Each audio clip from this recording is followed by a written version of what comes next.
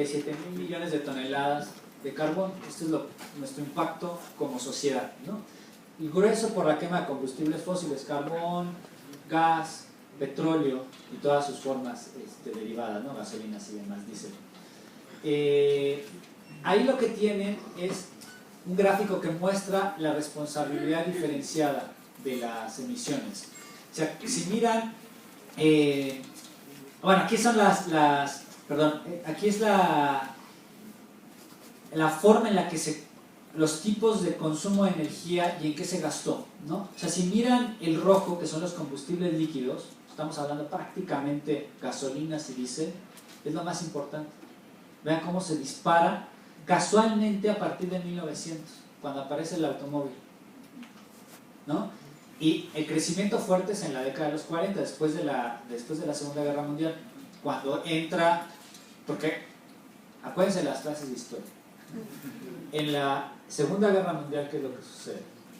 Estados Unidos no es afectado, toda la matriz industrial europea queda devastada, y Estados Unidos pone mucha plata en torno a los grandes lagos, ¿no? Michigan, Detroit, toda esa zona, para que produjeran los coches, los tanques, todo lo que iba para la guerra. Y luego eso, cuando acaba la guerra, se reconvierte a la parte civil. Y hoy día, ¿qué tienen? Detroit Diesel, ¿no? Toda la tecnología de camiones diésel de carga, bueno, eso era, pero para la guerra, ahora es civil, ¿no? Y toda la industria automotriz tiene su sede, casi toda la industria automotriz estadounidense tiene su sede ahí, porque fue estimulada por la Segunda Guerra Mundial.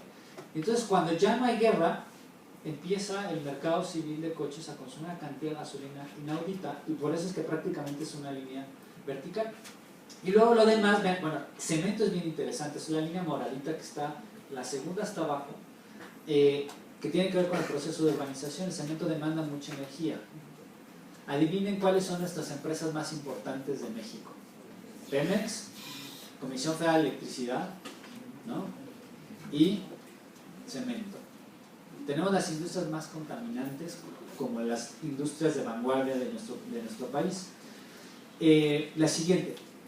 Esta es la composición mundial de emisiones de gas de efecto invernadero. O sea, ¿en qué gastamos la energía y por tanto a qué se le atribuye el grueso de emisiones, ¿no? Entonces, 26% de la generación de energía, electricidad y otras formas, 19% a la industria, 17% al cambio de uso de suelos. O sea, cada vez estamos urbanizando más y estamos corriendo la frontera de los cultivos, entonces talamos selvas, talamos bosques para montar monocultivos de cualquier cosa.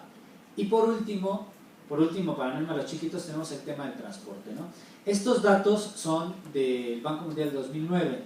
En realidad, estos son promedios y el porcentaje de emisiones del sector transporte, depende de cómo se mida, puede llegar hasta el 19%, pero no me voy a meter en esa discusión porque es toda una cuestión técnica de cómo se mide y qué se mide. Se miden emisiones directas y emisiones indirectas. Emisiones directas, para ponerlo muy fácil, la que sale del escape del coche, ¿no? O la que sale de la chimenea de la fábrica.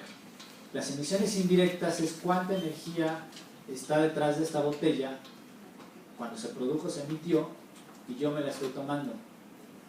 Pero si esta fuera Evian o de estas Pellegrino, las que vienen de Italia o de Francia, pues sería todavía mayor, no nada más mayor la energía, sino que además esas emisiones se dieron en Francia o se dieron en Italia y corresponden a mi consumo, no al consumo de un francés, ¿no? La siguiente. ¿Cómo han aumentado las emisiones, ¿no? ¿Quiénes han contribuido más en estas emisiones? 2070 al 2004, vean que dos sectores son los más importantes. El sector transporte y el sector energía. En el sector energía como el más grave, ¿no? Pero el transporte, 120% es lo que aumenta las emisiones del transporte en esos 35 años, ¿no? México a la vanguardia de la emisión de gas de efecto invernadero asociados al transporte, por varias razones, que se han abaratado los coches en general. Segundo, porque importamos coches chocolate y luego ya no son chocolate y también se pueden importar de manera legal. Son coches que consumen mucha gasolina, coches con muy baja eficiencia que caracterizan el parque vehicular estadounidense y viejos, ¿no? La siguiente. Entonces vean lo que sucede. El total de emisiones es el rojo, vean cómo va aumentando, y las emisiones del transporte también van a la par del total de emisiones. O sea, el ritmo de las emisiones del transporte son muy similares a las emisiones globales. La siguiente. O sea, eso significa que conforme crece la economía y conforme aumenta nuestro consumo energético, al mismo ritmo aumenta las emisiones del parque vehicular. Y por eso además necesitamos más infraestructura cada vez más. ¿Qué es lo que hacemos? Nuestra solución, ahorita me voy a meter a la solución, no me adelanto, la siguiente. Bueno, entonces perdón, la anterior, la del parque, esa. Entonces vean el brinco que vamos a dar. Esto es a nivel mundial, ¿no? Tenemos, aquí lo importante es, lo azul son los coches privados prácticamente, ¿no? Y los rojos son todo lo demás, utilitarios, de carga, etc. Vean cómo esos casi no aumentan. O sea, nuestra demanda de transporte terrestre para logística, para que nos traigan, nos lleven alimentos, que ya es una locura que mover el cargo con transporte automotor, ¿no? De diésel. Es mejor ferrocarril y luego hacer pequeñas combinaciones de transporte de carga ya a escala más local.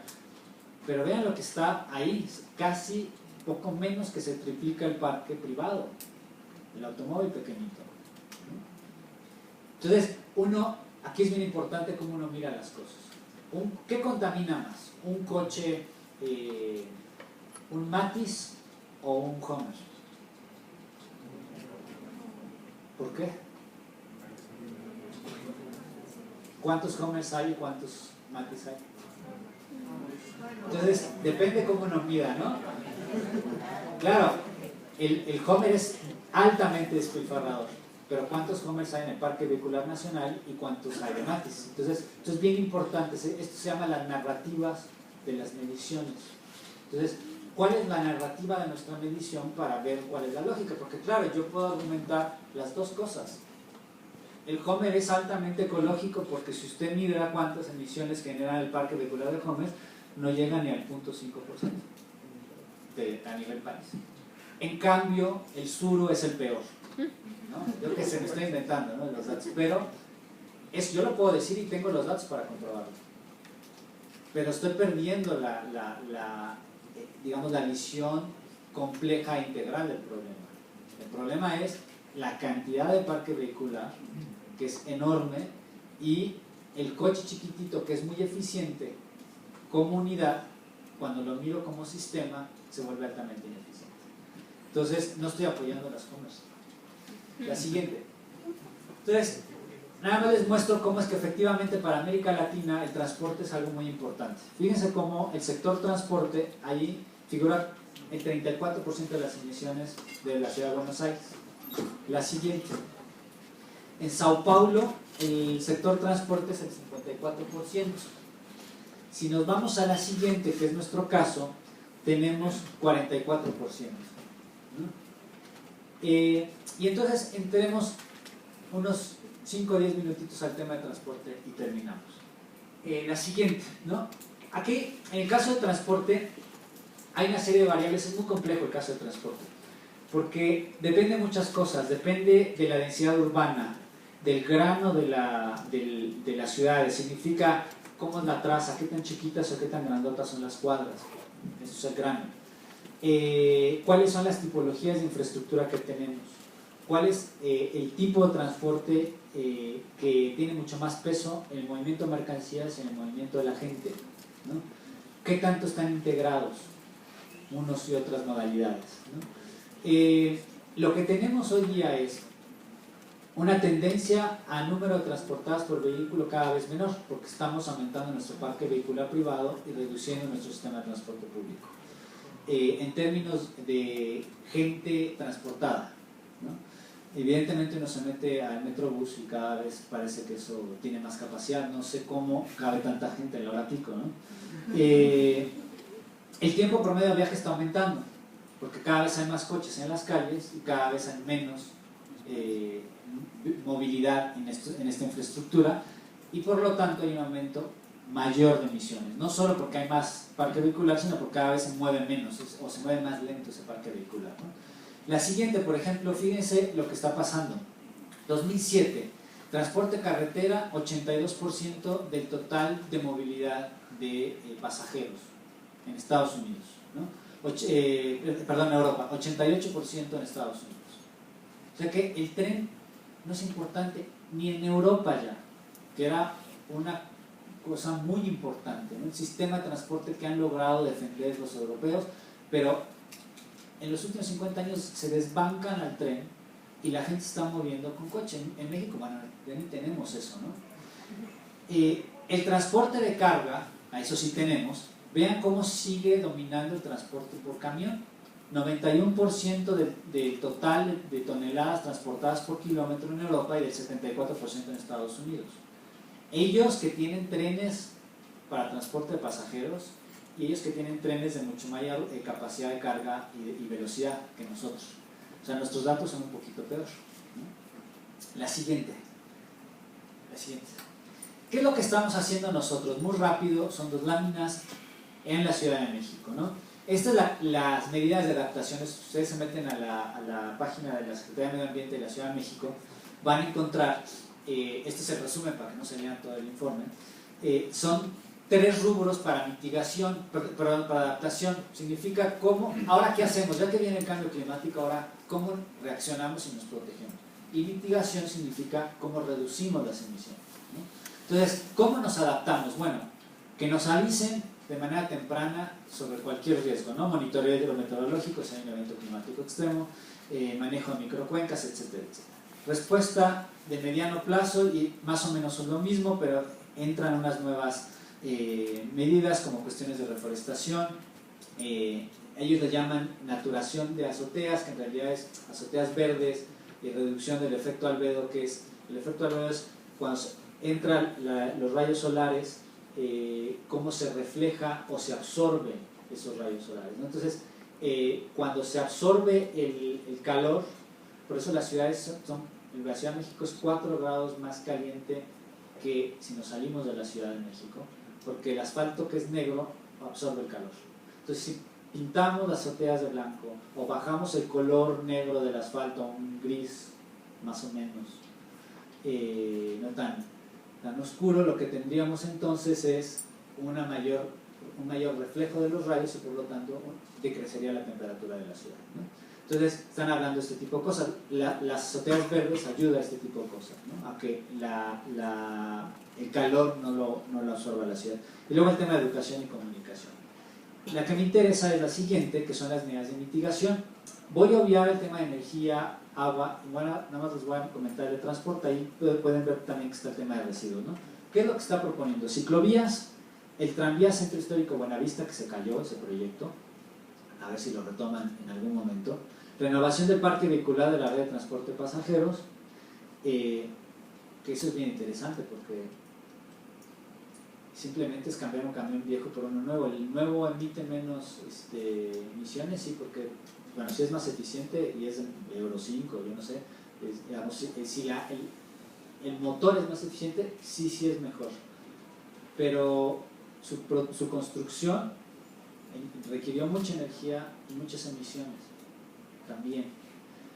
De todas maneras, esto no nos saca del problema de consumo de energía fósil, nos resuelve el problema momentáneamente, nos hace más eficiente nuestro sistema y emite menos emisiones, pero seguimos con un problema de consumo de energía fósil y de mal sistema de transporte público, y entonces hay que aumentarlo cada vez más. Entonces eso, digamos, no está mal, pero es una solución momentánea. Tenemos otras como el programa de verificación vehicular para transporte de carga, como el que hay para los coches privados. 9 corredores de transporte en Metrobús, ahora ya son 15 planeados. La construcción de la línea 12, que ya la hicieron, entre otras, ¿no? Bueno, el programa de transporte escolar obligatorio, que medio se trató de implementar, en fin, ¿no? Ahora, ¿cómo es nuestra foto? ¿Cómo es la Ciudad de México? ¿No? La zona metropolitana del Valle de México lo que tiene es esa cantidad de consumo de energía, ¿no? 44 millones de litros de gasolina, se emiten 532.000 toneladas anuales de compuestos orgánicos volátiles, 180.000 toneladas de óxidos de nitrógeno, 20.000 toneladas de particulado 10 y 7.000 toneladas de particulado 2.5. Este particulado es que aspiramos, se nos mete a los pulmones y eventualmente nos puede generar cáncer. Esto está muy asociado a la quema de diésel, sobre todo en nuestro diésel, que es de muy baja calidad. Entonces, si uno mira los estudios del Metrobús, el Metrobús es una maravilla, y no lo digo irónicamente, lo digo en serio, sobre todo porque le quita espacio al transporte privado, y luego porque es más eficiente que incluso que el metro, depende de la hora de pico. Ahora el problema es que está mal diseñado, es otra cuestión.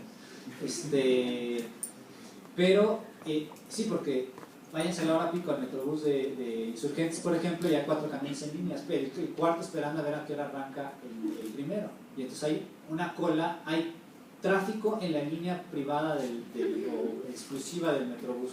¿Por qué? Porque no se les ocurrió, no quieren, hacer una bahía que le quite otro carril, se puede hacer para todo el recorrido, pero por lo menos solo para las estaciones. Entonces, cada vez que hay estaciones es un cuello de botella para los coches privados, que desincentiva también el transporte privado, y el transporte público puede rebasar.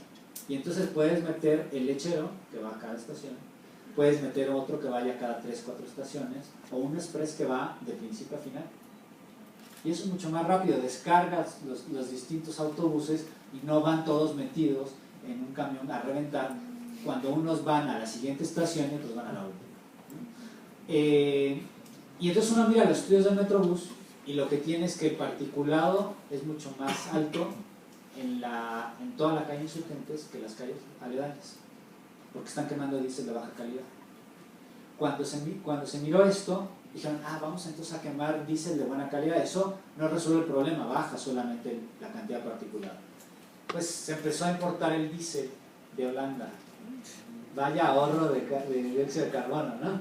Entonces todo lo que agarramos aquí se quemó en traerse ese diésel. Bueno, en fin. La siguiente. Fíjense cómo se mueve 1.7 pasajeros por transporte privado. Ese es el promedio a nivel mundial. Yo creo que en México es mucho menor. O sea, significa que siempre va el chofer y a veces va acompañado. Se dedicaban en la Ciudad de México 17 millones de horas diarias en el 94. Hoy día son 19 millones de horas diarias. Estamos hablando, en esa época, 100,000 salarios mínimos al día. Ahora deben ser 120,000 salarios. Esa es la pérdida económica que se tiene porque la gente está ahí sentada a ver a qué hora llega al trabajo o a ver a qué hora llega a estudiar. Y esto significa que ha aumentado 11% la pérdida de tiempo en las calles, pese a que cada vez tenemos más infraestructura. Entonces hay un problema. Esta visión ingenieril típica de pongo más calles, pongo desniveles, pongo puentes, van a ir más rápido, por un año, señor, y después ya no. ¿Qué es lo que dijeron con el segundo piso? Resuelto el problema, ¿no? Los expertos de otros lados les dijeron, eso no les va a durar ni 4 o 5 años. Bueno, duró 2, porque al segundo año ya estaban las colas, que te puedes aventar 1 hora en las horas pico en el segundo piso, sin semáforos y 4 carriles exclusivos para transporte privado. Entonces, y lo mismo va a pasar con la autopista urbana, la manera, hay un truquito, les digo para que nos indignemos un poquito. En todas estas infraestructuras privadas de la ciudad, porque ahora nosotros estamos experimentando segundo piso privado, ¿no? Ahora paga usted para subir, paga su peaje. Eso, ¿por qué? Porque lo pagó una empresa privada, la construcción. Y la empresa privada tiene que recuperar sus ganancias. Hay fíjense en la nota chiquita, ¿no? La nota ultra chiquita de estos contratos, que habrá que ver, yo no sé si el caso en México es así, pero casi que garantizo que es así, porque así es en todo el planeta. Si la empresa no recauda un mínimo que se definió previamente para recuperar su inversión, alguien tiene que pagarlo, y ese alguien es el gobierno y ese alguien somos todos. O sea que no importa si va un coche arriba o van 100, todos pagamos. Entonces, habría que ver las finanzas en los próximos años de esa autopista para ver quiénes gozan de ese espacio privado urbano y quiénes están pagando en realidad eso. Aunque ellos en la práctica vayan y paguen su peaje, si no se cubre la cuota, ellos van cómodamente y el resto, hasta los que van en el metro, van pagando con sus impuestos parte del asunto. Entonces, esos son los trucos y esos son los negocios de la infraestructura de transporte, ¿no? Ahora, ¿cuáles son las soluciones, no? La siguiente. Ahí. Nos dicen, hagamos más eficientes los coches. Por ejemplo, bueno, primero más infraestructura, ¿no? Eso ya se los comenté. Más infraestructura no significa mayor movilidad. O sea, tenemos más infraestructura y nos movemos menos, como ya les di los datos de las horas, ¿no? Luego, incremento de la eficiencia de los automotores. Entonces, por ejemplo, para hacerlos más eficientes, reducimos el peso. Cambiamos acero por aluminio porque es menos pesado y entonces como pesa menos, consume menos gasolina. Para lo mismo metemos composites o metemos plástico. El problema es que estos materiales, su fabricación requiere de más energía. Entonces los cálculos que se han hecho es que para poder pagar usando el coche las emisiones que se generaron de ese cambio de un material a otro, necesitamos usar el coche 60.000 kilómetros para recuperar el gasto extra de energía en aluminio y 132.000 kilómetros para el caso de la fibra de carbono, composites de fibra de carbono. O sea que, ¿cuánta gente utiliza el coche, sobre todo los coches caros? 132.000 kilómetros. A veces sí, se los hacen en 2 años, pero normalmente no es así, ¿no? Se cambian los coches cada 2 años y de hecho un coche rara vez, la industria automotriz considera que un coche se hace viejo, hay que desecharlo a los 5 años. Claro que en la práctica se extiende hasta 15, 18 años máximo y a veces no se alcanzan a pagar la energía incluida ahí, ¿no? Entonces, está bien, la eficiencia está bien, pero tenemos el problema Matiz, Homer, de todas maneras, ¿no? Hace más eficiente el coche, pero si tienes más coches en la calle, tu problema es mayor, por más que sea más eficiente cada coche. Luego la siguiente tenemos el tema de nuevos combustibles, ¿no? Entonces se dicen, bioetanol y biodiesel, ¿no? Entonces muy rápido, nosotros hicimos un estudio para México de cuál sería la demanda, la siguiente, cuál sería la demanda de energía, de agua y de tierra para producir el biodiesel, ¿no? Entonces lo que tienen ahí es, por ejemplo, cada litro de etanol producido en México, hoy día, demanda 2.735 litros de agua. Entonces, digamos, es como si le echan 1 litro de etanol a su coche y le echan 2.735 litros de agua indirecta. Eso es lo que significa usar 1 litro de etanol, ¿no? Y al final seguimos emitiendo gas de efecto invernadero, ¿no? 137.38 gramos de CO2 por megajoule, ¿no? Entonces la siguiente nos dice lo mismo para el caso del biodiesel, que nos demanda 2.594 litros de agua, ¿no? Y ahí por ahí está el tema de la demanda de tierra que tenemos ahí, pero no se las puedo explicar por cuestiones de tiempo.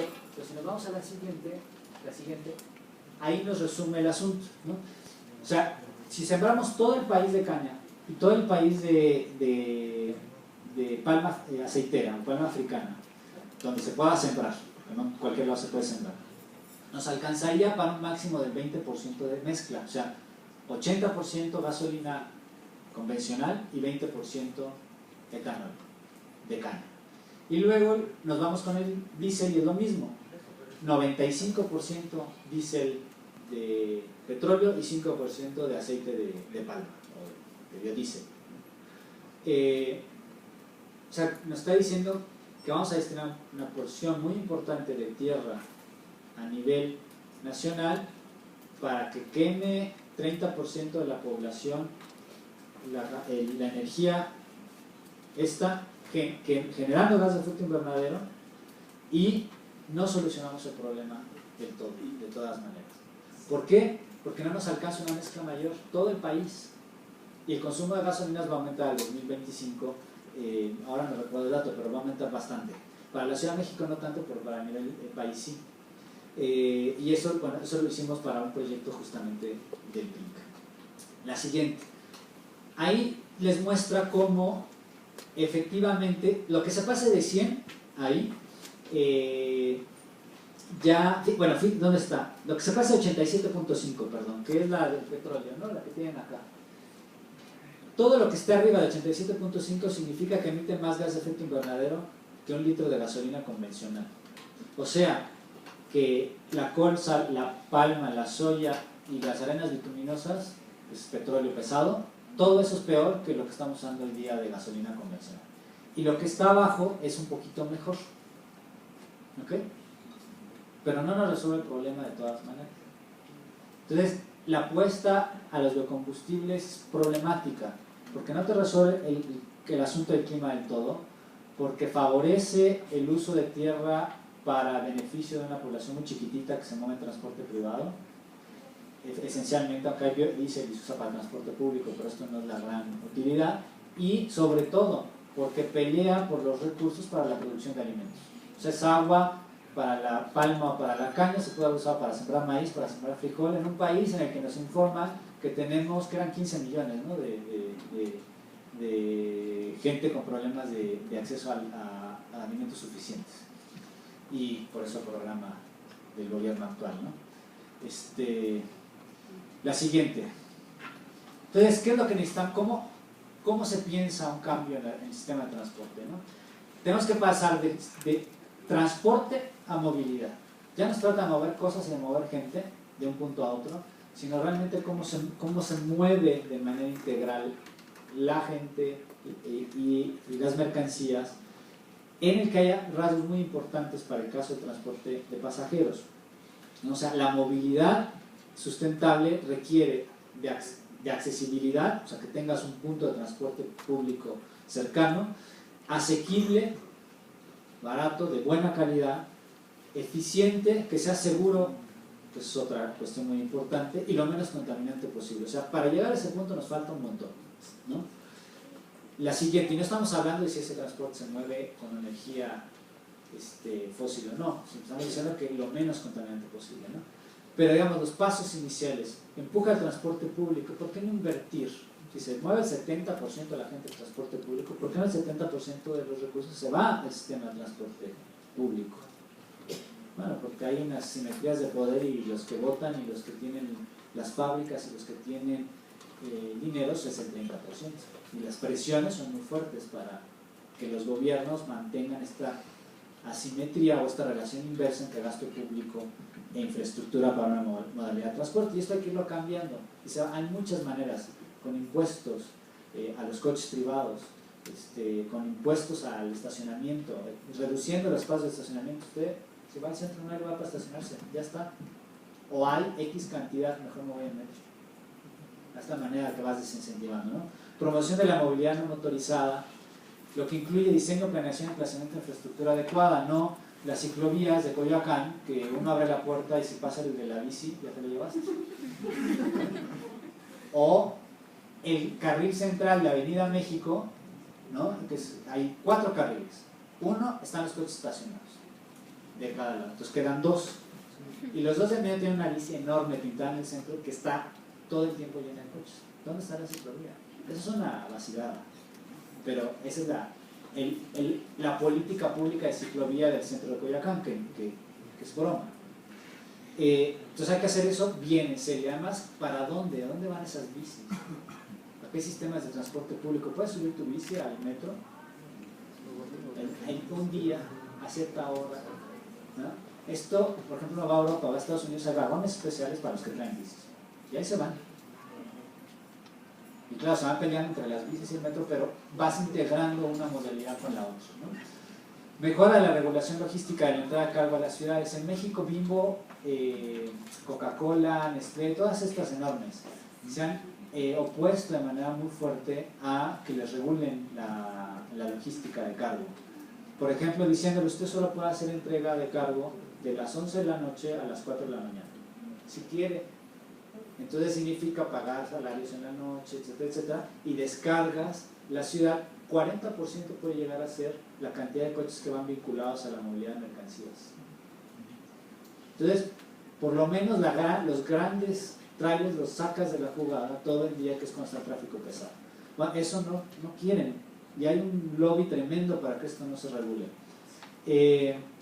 Y luego, y vean, ahí son 68,000 unidades al año para la zona metropolitana, que mueven 24 toneladas por habitante al año. Ese es el problema, ¿no? La siguiente, nada más para que vean muy rápido la eficiencia de cada tipo de transporte. La última línea que está hasta acá, que estas son las emisiones, Vean cómo la motocicleta y el automóvil de emisiones directas e indirectas, que significa las que quema de gasolina y las que van por el servicio y por la fabricación de ese automóvil, de esa motocicleta, vean cómo son casi iguales, ¿no? En el caso de las camionetas se duplica, pero vean cuando nos vamos al Metrobús, 13 gramos, ¿no? El metro es máxima capacidad total.